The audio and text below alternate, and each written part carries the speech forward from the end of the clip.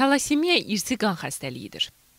Əgər bir talasemiya daşıyıcısı sağlam şəxslə evlənirsə, övladın daşıyıcı olma ehtimalı 50-50-yədir. 2 talasemiya daşıyıcısı evlənərsə, dünyaya gələcək körpənin 25% xəstə, 25% sağlam, 50% isə xəstəlik daşıyıcısı olması ehtimalı var. 5 il əvvəllə müqayisə etdikdə talasemiya xəstələrinin sayında artım müşahidə olunur. Artımın da səbəbi talasemiya daşıyıcısı olan gənclərin nikaha girməsi və nəticədə talasemiyalı uşaqların dünyaya gəlməsidir. Həkimlərin sözlərinə görə talasemiya uşaqlarda fiziki və əqli inkişafı ləngidir, üst skeletini dəyişdirir.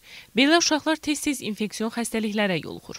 Xəstə uşağın vəziyyətini ona qan köçürməklə yüngülləşdirmək olur.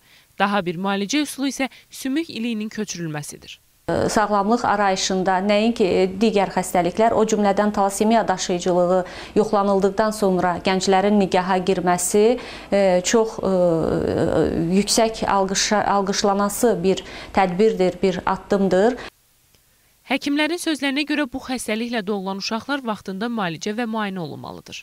Talasemiya ilə doğulan uşaqlarda yüksək qan azlığı olur.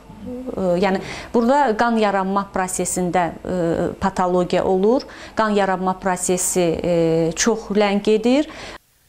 Xatırladaq ki, Ümumdünya Səhiyyə Təşkilatının məlumatına əsasən dünyada 250 milyondan artıq talasemiya daşıyıcısı və təxminən 300 min talasemiyalı xəstə var. Azərbaycan da talasemiyanın geniş yayıldığı ölkələr sırasındadır. Hər il respublikada 200-dən artıq uşaq bu xəstəliklə doğulur.